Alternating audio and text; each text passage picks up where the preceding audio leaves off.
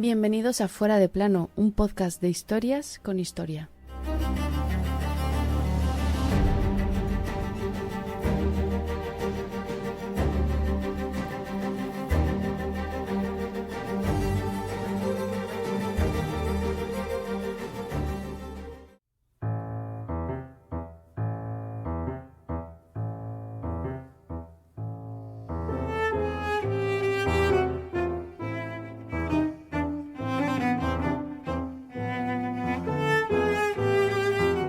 Cuando se dio cuenta de que lo iban a subir por la escalera del cadalso, dio tan fuerte golpe con las manos que rompió las esposas.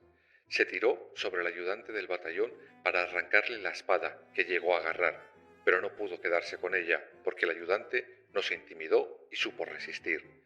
Trató de escapar entonces en dirección a la colegiata y se metió entre las filas de los soldados. La confusión fue terrible. Tocaban los tambores, corrían despavoridas las gentes sin armas y las autoridades.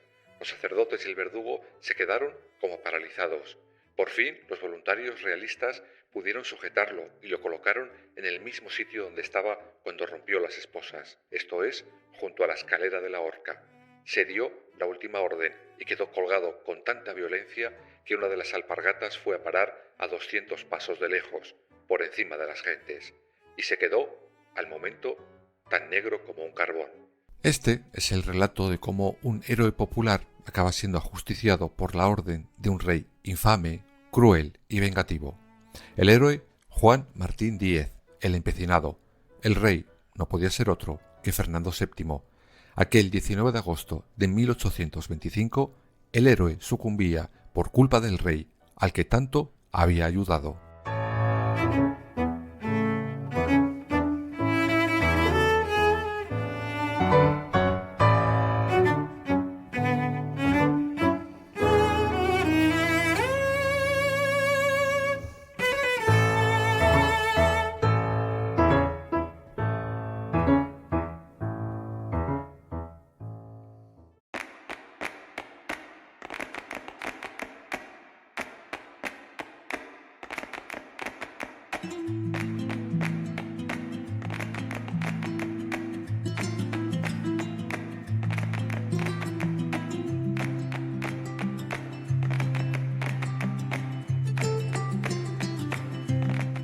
Para empezar, creo que es obligado presentaros a nuestro protagonista de hoy, a Juan Martín Díez, el empecinado. Había nacido en 1775, en la localidad vallisoletana de Castrillo de Duero. Hijo de campesinos, él decidió, cuando se casó, seguir los pasos de la labranza, y así hubiera terminado sus días si no llega a ser por un año clave en nuestra historia, 1808. En ese momento se supone que Francia había invadido España. Recordemos que aquello de invasión tuvo poco, pues nuestra monarquía había invitado a Napoleón a pasar y quedarse, mientras ellos estaban vendiendo la corona por partes. Es el momento del famoso Tratado de Fontainebleau.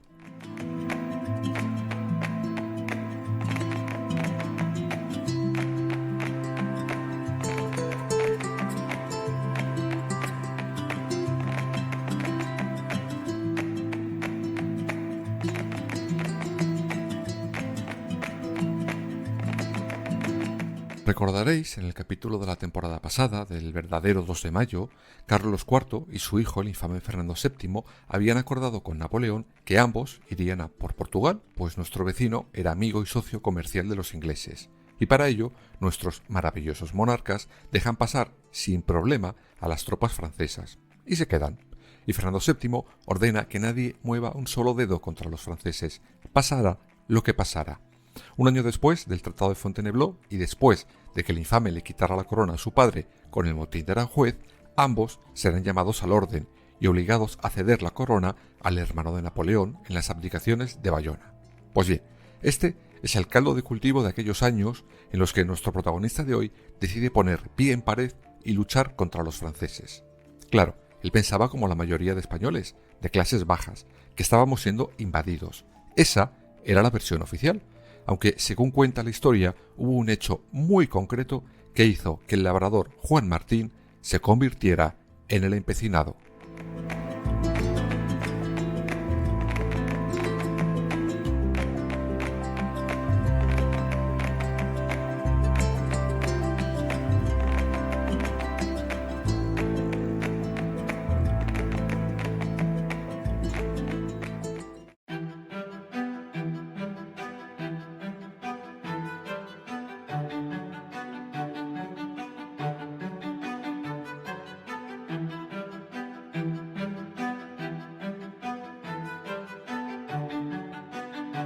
Ese hecho fue una violación.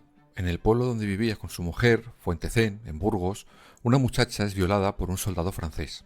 El empecinado entra en cólera y posteriormente acaba con la vida del violador. Harto de que su país esté supuestamente invadido y humillado por los franceses, decide enrolarse en el ejército y luchar a favor de su querido Fernando VII. Si llega a saber la verdad, se hubiera quedado en su pueblo plantando coliflores.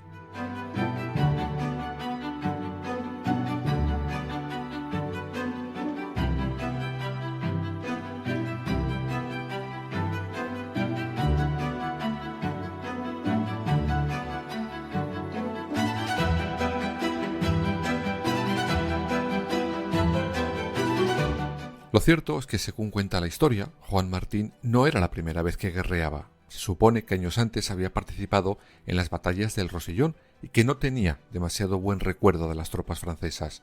Por eso, cuando ocurre lo que ocurre en su pueblo, decide acabar con la invasión, con la supuesta invasión. Se acaba convirtiendo en uno de los más importantes jefes guerrilleros de la contienda. Su acción va desde Segovia a Salamanca. Era hábil, casi como espía, pues interceptaba correos y mensajes de los franceses y les usaba para atacar los destacamentos de sus enemigos. Y claro, con este expediente pronto empieza a crecer su fama por el resto del país.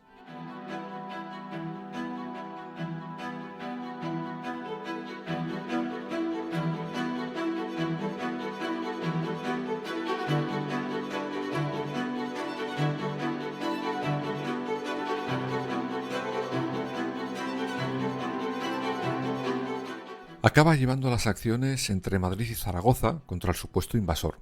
Al final de la guerra, tanto por sus méritos bélicos como por pagar siempre a sus soldados, comandará un ejército de más de 5.000 personas.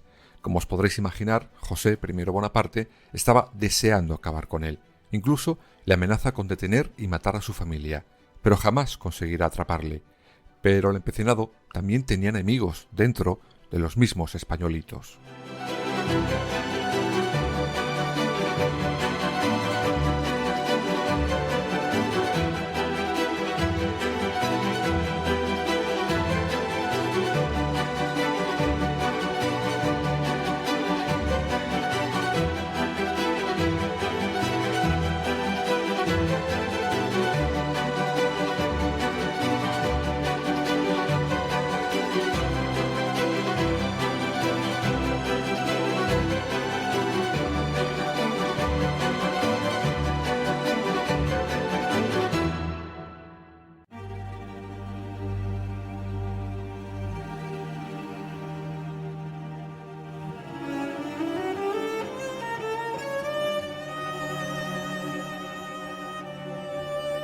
Jamás admitió el bandidaje ni el abuso de fuerza, hecho este que no siempre sentó bien a sus compañeros de armas.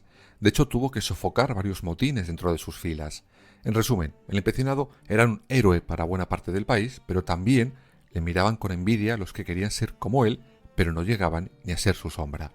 Sea como fuere, luchó para echar a los franceses y devolver el poder al infame Fernando VII, aunque ideológicamente estaba más por la Constitución de 1812, la Pepa, que por un régimen absolutista y sin control, hecho este que fue parte de su perdición.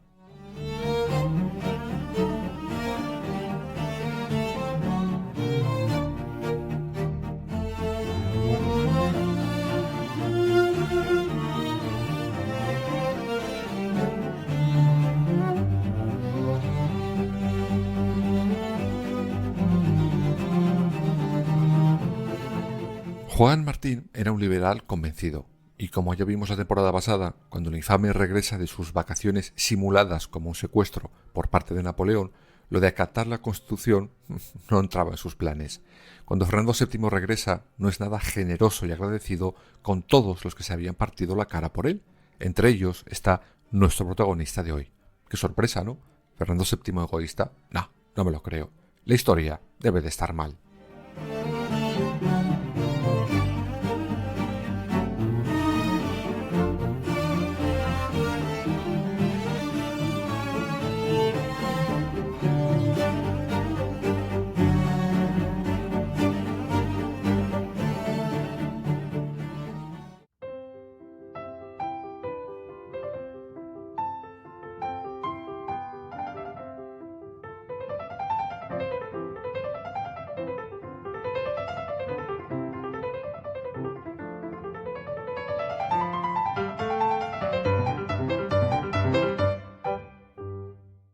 En fin, el infame, cuando vuelve en 1814, enviará de nuevo a su casa al empecinado por liberal. Oye, que casi muere por defenderle, le importaba poco. Lo más importante era que le gustaba aquella paparrucha de la Constitución. ¿Cómo se atrevía? Aunque 6 años después, el empecinado vuelve a primera línea. Los que estaban a favor de la Constitución se levantaron contra Fernando VII. Vaya, ya no era tan deseado.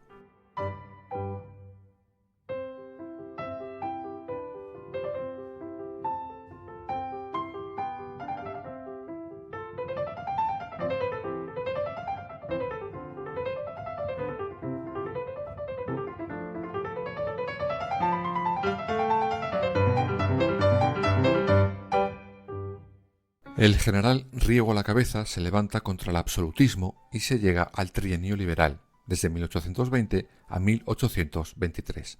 Ya lo hablaremos en su momento. En ese tiempo, el empecinado luchará contra tropas españolas de los defensores del absolutismo. Todo cambia para siempre con un hecho famoso y que trataremos en un capítulo propio de Fuera de Plano: los 100.000 hijos de San Luis.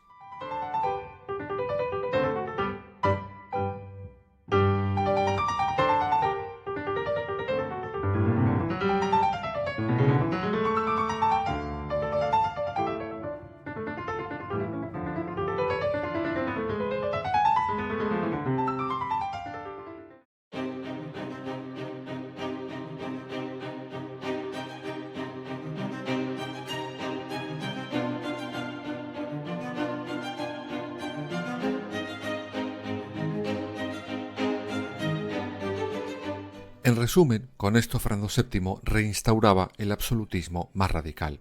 Y claro, el empecinado ve peligrar su cabecita y decide huir a la vecina Portugal. Allí, el infame Fernando VII le dice a nuestro protagonista que no se preocupe, que puede volver, que le perdona haber luchado contra su poder, que le quiere mucho y no sé cuántas mentiras más. Sí, mentiras. Vaya, otra sorpresa, el infame era mentiroso.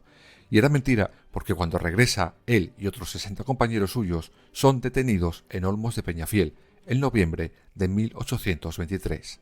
Ahí comienza el infierno del empecinado.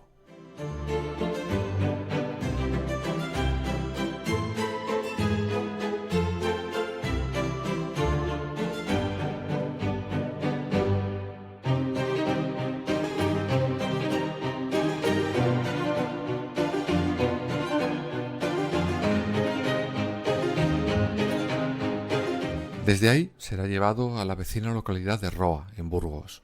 Allí, durante 10 largos meses, el empecinado será sometido a todo tipo de insultos y vejaciones por orden del infame de Fernando VII. Por ejemplo, durante los días de mercado es llevado a la plaza para ser exhibido dentro de una jaula de hierro. Allí era apedreado por los lugareños, esos mismos por los que años antes el empecinado había luchado para liberarlos de los franceses. Ahora no solo le daban la espalda y se olvidaban de su heroicidad, sino que le insultaban y le lanzaban piedras.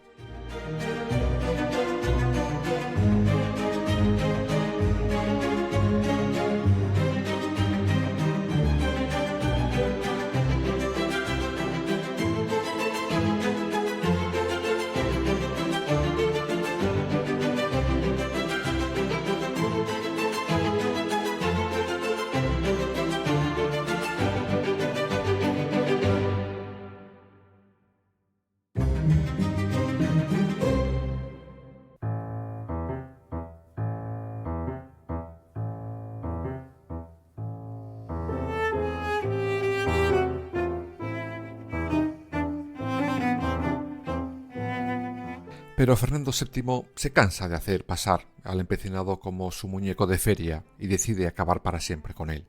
Le presentan en un supuesto juicio con los cargos de haber matado a civiles en Cáceres durante su lucha por preservar la Constitución. El juez era enemigo personal del empecinado, así que no creo que haga falta que os diga la parcialidad que tenía el señor. Pues sí, efectivamente, el empecinado es declarado culpable de los cargos y condenado a la horca. Un método reservado en aquellos años para los bandidos, con lo que una vez más el infame quería no solo matar a su antiguo héroe, sino humillarlo hasta el último segundo de vida.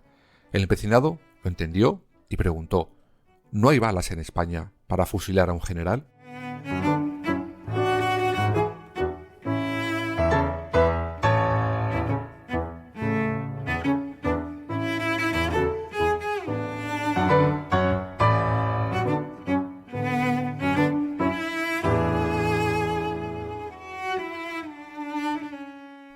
que saberlas, las había, pero no para él. El rey no dejó que el empecinado muriera como el militar que era, sino como un miserable bandido. El 19 de agosto de 1825, por la tarde, Juan Martín es llevado al cadalso en un burro sin orejas. Esto era una señal más de humillación hacia el condenado. En el paseo, el pueblo le sigue insultando y tirando objetos. Qué pronto se habían olvidado de las hazañas del empecinado. Cuando el reo llega al cadalso, como hemos contado al arrancar el capítulo en las palabras del alcalde de Roa, el empecinado rompe las cadenas e intenta refugiarse en la iglesia, pero no lo consigue.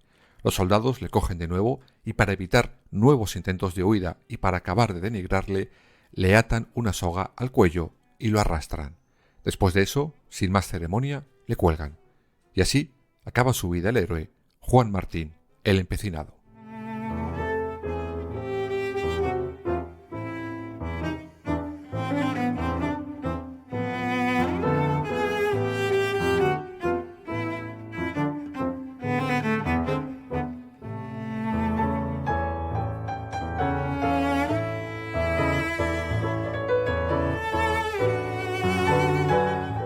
El caso de Juan Martín Díez, el empecinado, es uno de esos ejemplos claros de cómo era realmente ese rey al que la historia le bautizó como el deseado, pero que este podcast se lo ha cambiado por el de infame. Creo que le pega mucho más. Creo que después de lo visto hoy, no habrá nadie que se pregunte el porqué de este nuevo apodo.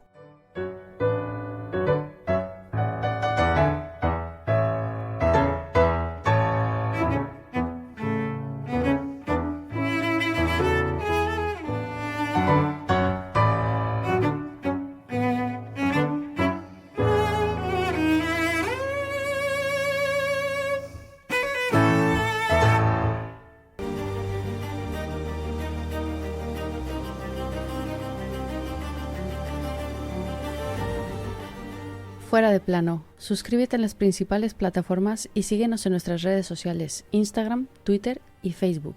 Fuera _de plano.